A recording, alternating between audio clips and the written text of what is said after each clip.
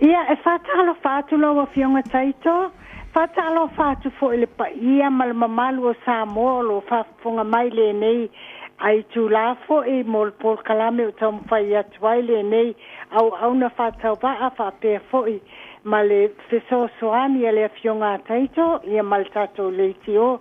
ta te vi ia mua lava le tua ona pule fa so i fua malona lofa wana tueta ina mai fo i tato ile nei aso e ta e bo mawaile nei ava noa tato te pitufa ia i lungo le tio fa tai poi i nei fa manuianga wa tato mawai ui lava ina tato le o fatasi ma fe fa ai ai au le nei lava e mawale ava noa e tau te pitufa iai ini mea e langona a tonu lava e manuia mo se tato manuia lau tele e leo se manuia se to tati pe o whapea o lo whatonuina atu e sio tangata whatau wa whapea le fionga taitu mal tato le tio le whai le auna lava o le neipol kalame o le tau mawhai e tal noa atu mata upu ma mea o tutupu i o tato tangata i nei vai tau ia e fiso soani ai fo i wa le nganga lava na ia tato o lima fatasi ma tato ngā lue fatasi ma wail tato manuia lau tele ia ma tato faftai le atua faftai i lona alofa ma lona ngā lei peo na utaua o tato ma wai fu le neia sapati ia masauninga uma sa tato ia faftai o le nei utue ma wale avanoa le nei faftai fo isunga fafengai ngam faltua na ia na lato ia sauninga le nei aso me uma sa faya ia ia le toa o tato por kalamel vai esnei la o fionga taito on e to e fia fa awa watu ta me tau immigration le sa tal no ina ma ia a le falvela vena ia se fa le tonu ole ta system foilea a sa vilia twaila na tangata ma fasilia tu ia fa mai fa mole ia i polea ia wingo isi me ia na tano atu fa mai ele i maua atu to ela to on sa fa ma motu ta le tio le por kalame ia o failo ia vai tu mai se io to tel no le fionga taito to awa watu tato por kalame vai isil ta wolmta upunan to no ina ia ol tamta upula le so e ta ol immigration ona ol telo tato tangata ia mate so ani ai wa manuia la to apala ile immigration ne vai tani au lea bua mato bua mawaina ia la to visa fo nai awa wale pe o aso ia mawalo le visa le residence visa visa no maulo io na no fo maulo le ai vo fainga tala bane yaso ia awa wa e le visa e mawa e luota sanga ia alwa fo ile afo sto ama fai ona mawai tele ai me i se tano atu ona sto ama fai ela ia na mawale ava no e afo e fai e limata sanga wai toenga visa na fo ia no fo mawa residence visa ia na sto ama fai la ia na fai star sanga e fia apala elsi ia tatu sanga New Zealand a ole mele iai it's atonu ol mena na vili e tuail telu tangata e o ma wela to o le manuia Samoa le mfai ona apala ili sitseni pe afai ule le permanent residence visa pe mawa mai lo le residence visa ia na tama fai lola ia fu le apala ile le sitseni so ol mela na fito e fietal no ina ai ia le mata upule awa o le fisili la na fapea atong o la le me o mawa i Samoa le nei ia vanoa ai le o mawa tanga tau isi atunu wa tele lava tanga tau isi atunu ia o lea lava e alu e fatali le lima tau sanga talu ona le afo le permanent residence visa fto ama fai lona palai sitsen o fai atu lana o langa o tātou Samoa i le treaty of friendship tu se o le whai ngā wō fo le a New Zealand ma Samoa ia le nā wa mawai le a vanol nā watu mai mō tanga Samoa ia mana tua fo i o le fo i sa i mena tutupu le Dawn Raids ma mea fo ina te ina o ina i o tātou tangata ia le na whai ai fo ia le a fo i le whato e senga ai le pale mia o New Zealand taluai le nā men tupu o le mele le e tāte vi ia fo i le tua nei wha manuianga awa o le lava e te nane lava na tupu mea pēla o le Dawn Raids ia o le lava e man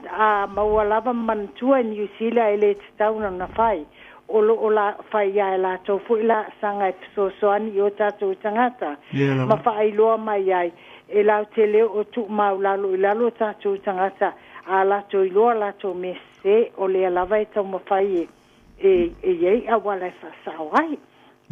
o le awa noa la le tu si e tu la fono o le Immigration New Zealand a whai o si tangata fia a palai si teni New Zealand e whaatali e 5 tau sanga i uai le permanent residence visa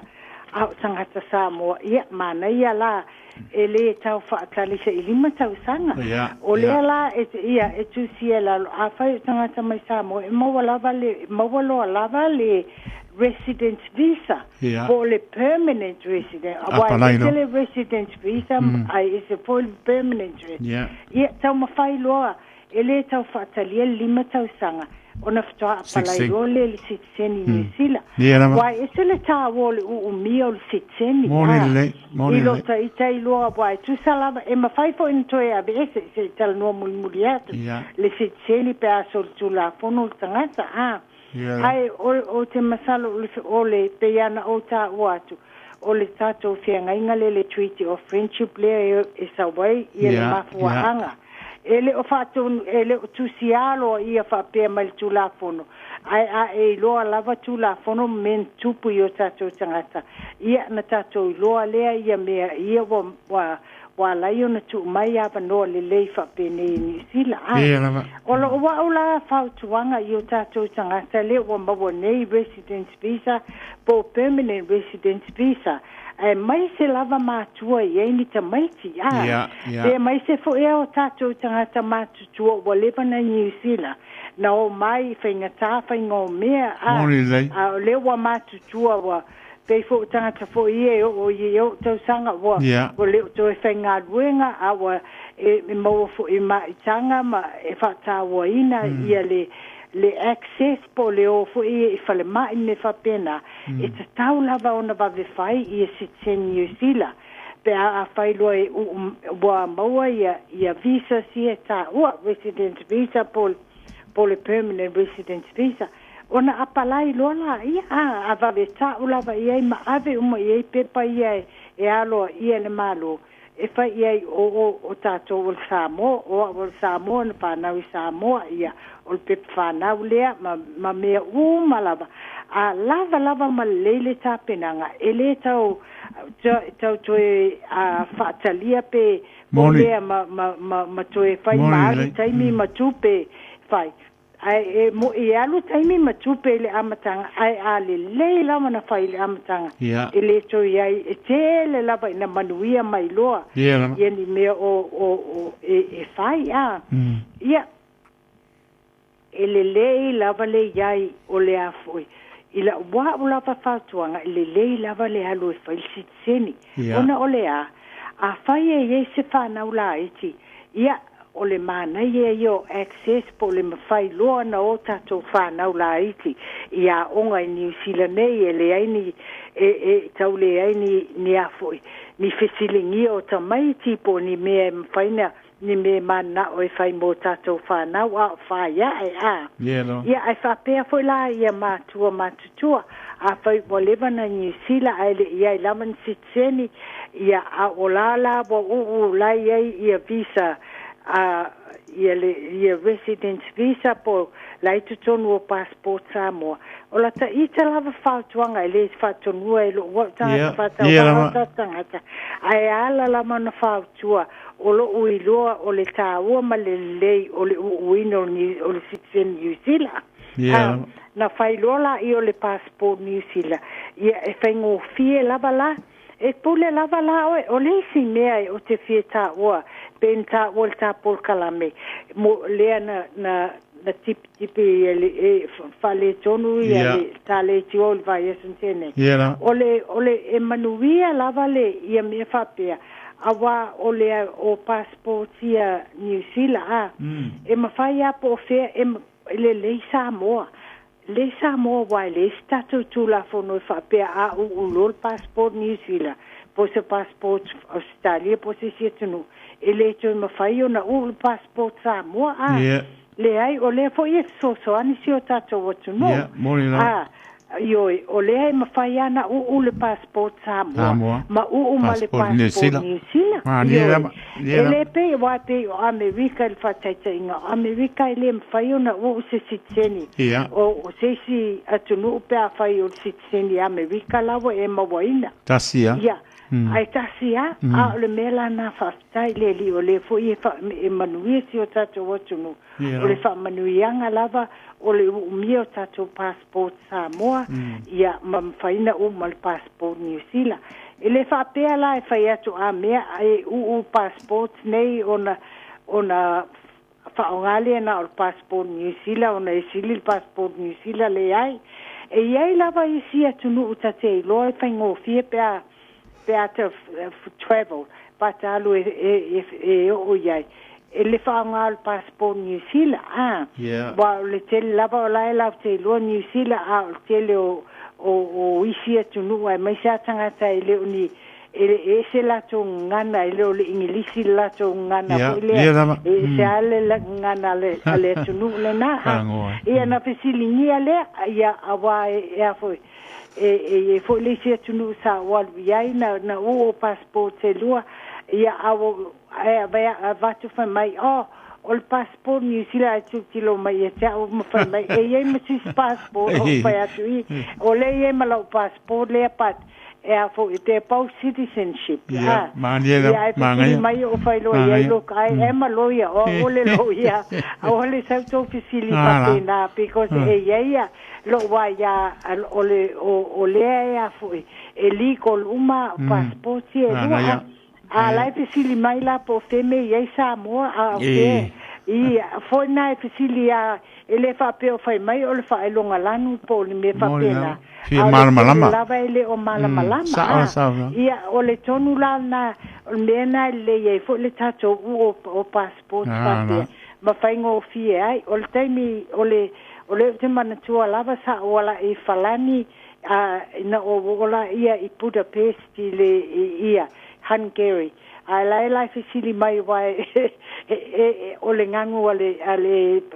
ofisa le tamalo nei ofisa e apo i tau le lo le ingilisi ai fa now le sa wala na ia ngana al mela na le ai i el nafa le tonu sa o ala tu lo ia si o le forma ina na man no fatasi mai i sia mani le ilungo va le matal no a i me o le matio i fono le UNESCO ia ai foi ia oso tu lo le to ina vai na te lo le fa Hungarian elan tautala la tu lo fa ia foi le o le loia o lai o le passport o Samoa lai le Pacifica ia na umana fa matala umalo mal ma fa le ton o me la vala na le foi le tato i loa Morning, uni a faise pisilingia e sei si ile ise airport foi lele i se nu e te le masani no ye yo tato tangata ia i loa lava i le afu i le famatala au ili ai ia le uina male mal tula fono al tato malo e mafaiana o passport se lua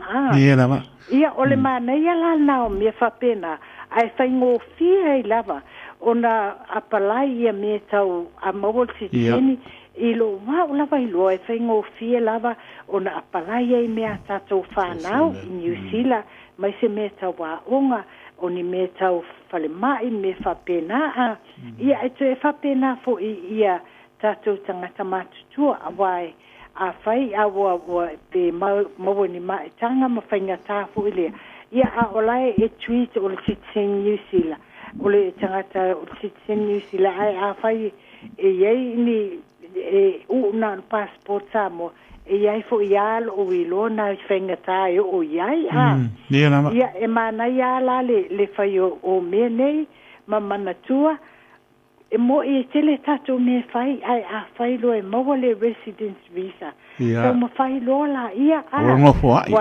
ia ma tau ma fai ia wai e maua le residence visa ia e lo tau sanga na apalaila ia for permanent residence pe na o fai atu ele o pe o aso ia na tato fatali fo le si lima tau sanga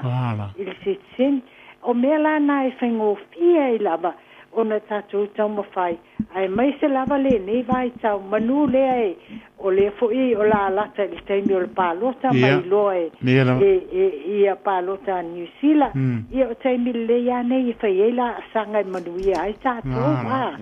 Ia malesi me tau te le loa lava wa a te wa suil tu la fono ma whapea i le mwhaina o tātou passport Samoa. Ia na whainga tā foi la, ia na whai a o teimi nei o le manu ia mwhainga. Ia oe. Ia o le ala na o la ta whautu atu. Po o ai lava, mai tate i loa lava i le tele o mea i e tupu mai i tangata i susulu atu i ni tula fono me whapea. E whainga o fia lava pe a whai o ni Citizen New Zealand ia e mau lai o e tangata. Ia ma o foi tatu passport Samoa pe a whai e tau te whio i Samoa manisi i atunu o le Pasifika. Wa atonu foi e lua ni o passport a teito. Wa e lua foi passport le o te uina. Ia e whao ngā lava pe a walu ni atunu e o te iloa la e le ilo le Samoa e pula tangwa whao ngā lo passport Samoa. Ai a walu i atunu o atu i whafo pe no sa ua ia i siamani la visi siamani ia e langi whapea foi e whaingo fia na whao ngā le Citizen New Zealand ia mai whaingo fia foi pēr o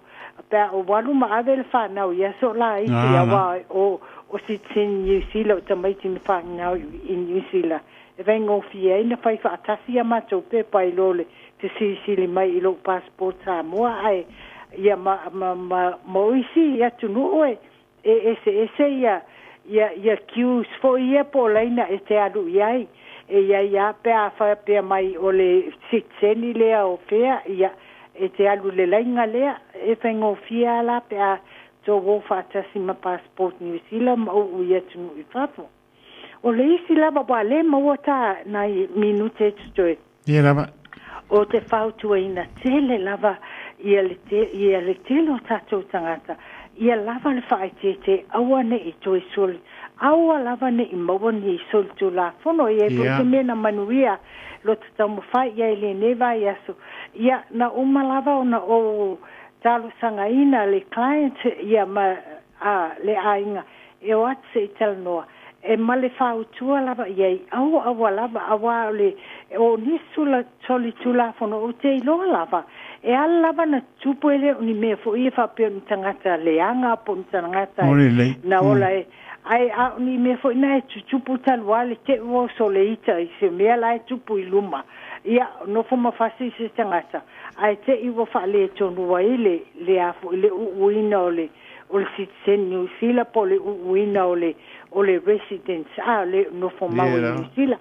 o la ufau tuanga lava la ia whaingo fia wai o tele e iei tangata na bili atu wha mai o ele titawono o ia te aulu mea lea na whai mai ele o leo o nai o Citizen New Zealand le ai o tangata i o mea Citizen New Zealand pol no fo mau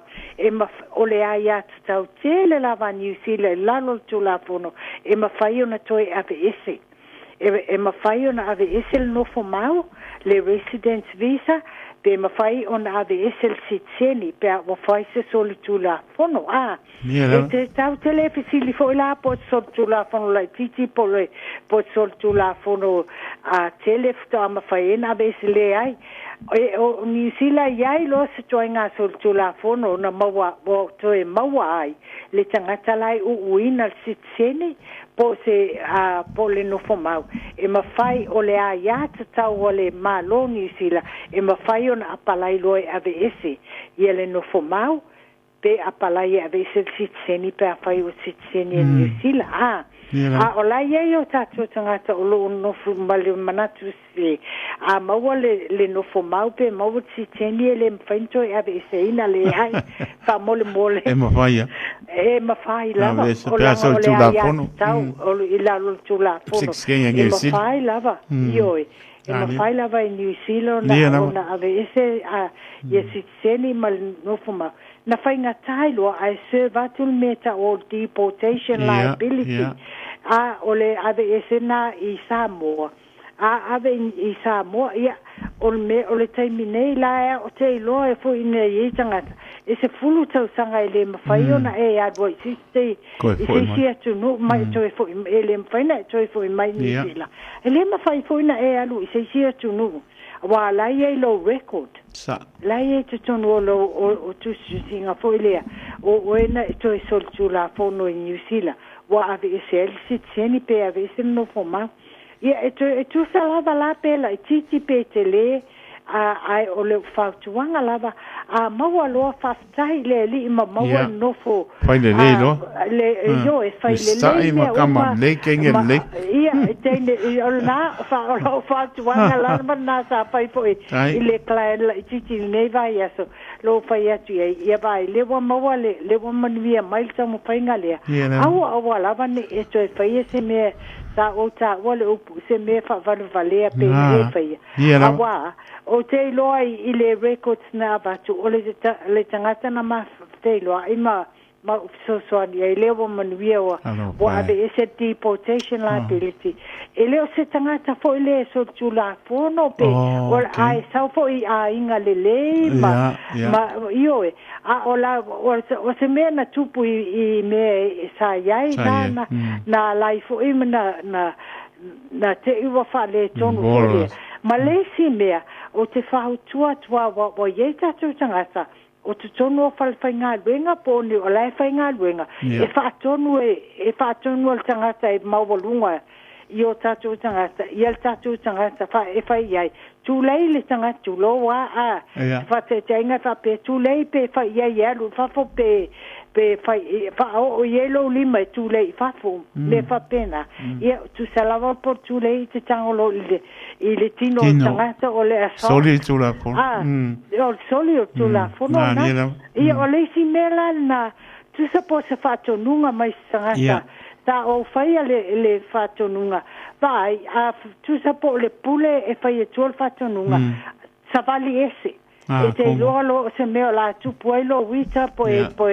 la bea lava lo ono sai sabali ese ma fatu ia ma tatalo le li e fo ia tu le ia le ono sai voi lo ai avone e no fo ma fai se me li tanga se tangata e ono lo fa pe o la fai le mele fai e tuelo eu ska il fatto lunga eu sta il fatto lunga le pule no fo le pule a lavo e fa wa mai lo deportation liability ia na tele le o tupe matai de al popole ia ai le ngata ia na te fai e pe ala iti o tato ngata la te lo la o tu matu fa tu ia le ngata lo pole vai o matu o matu e a foi no fo ai popole wa lai lo wa le si sa mo ai e pe a kai lo foi le ni ai ngai sa mo ia o le fainga na o fo atu nunga i tatu tangata ai fa tai le li wa te mala ma fo i tatu wanga no ia ma tiu te o tatu matua ia ma popole nga fo tatu matua le pe tatu o isi matua e tau e fape ia ngā matua ta mai te whaitaria la tau le ai o tātou o ko whau inga e o pōngi ni lava ta mai te mo ia o te ngia ma whai whapena e whai ngā e o a isi tein e le intu la whono whaalo ia o te ngia o te le o te ngia ina ni upo au te tala noa wha ia i fo lele ini tala noa ngai i me te tau na whai ina ia i loma o poni ia tau mawhainga ia e lea e whai atuai. Ia awane i o ni me whainga tāmatu e ave ese ti. O le si mea a maua le deportation liability ai ti poti Samoa. E le ngata lai Samoa. E le tue fo i mai New Zealand tau e. A toi pi alu se si atu no e matua i le mawhai lava. Le sepulu tau sawanga na wala i tu tono le deportation. Se longa umar suka usa.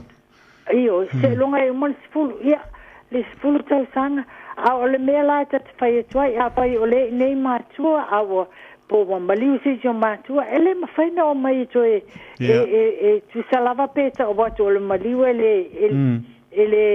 tuiel tula fono aiel na.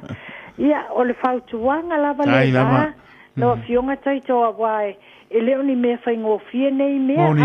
E leo whapea fo i awa. Ia i lava tangata e o atu whai mai. Ia, sorry, ol mena o whaia o le whatonunga mai a upule. Tawona utango e whaile mea le man mea leo whai atu. E o ngā ruenga e toe maua e le toe maua lo wola ma se pūtau tanga. O la e alu ese ai mau a inga, mau mātua. Ia a whai e ni whanau o whai te whai fu i e mau whanau. Ia manatua lava ma tiltilo le lumanai. Awale na o le tiltilo le mele tupu ai tiltilo lau tele lumanai. Ia matangata e a whaina pe a whai ai tue whaale tonu ai ave ese lo no fomau ma lo sikseni. Ai a maile deportation e ti poti o e sepulu tau sanga. Ia ole tau whainga tule nā tāpol kalame ma le whamana tua. O lea iai wa tātou sa mo le whamanu e ina nei taimi. A maua le residence visa, le permanent residence visa. Ia ma nei al nā taimi nā apalai ai loa. Pe maua fo le residence visa. Tau ma whai pia e ma whai sa ilava lo yel semina po tu salava tu la fono ia na tau failola ia na apalaile sitseni e faingo fi o mai ile na o ele apalai manuela o tele ia e mai se lava pe fai o tama po stinafo o ni fa na ulaiti ia ape fa pe fo o se afo o tangata mat tu tato watunu waleba na Sila Island sitseni ia ia famol mole taito pe e sili vo ma polsa le tata e mansango fia lama le whaanolonga me sepo i taritono lo family ina po le whaaponga malu si tato tunu tapa fia ke lo pe mane po e tunu ia be lama le whaatau wale o le whale o atu mai le malu tato tunu au whengar wenga pa ia le li ia lo tano mai po i mo lau fionga mane a inga ia me se tau tu ina malu tato tunu matango fia tere to e mainga e mai se ole tu o lalo to e wha manatu ma ia maruti nua o tupu me le sa amore tunu pele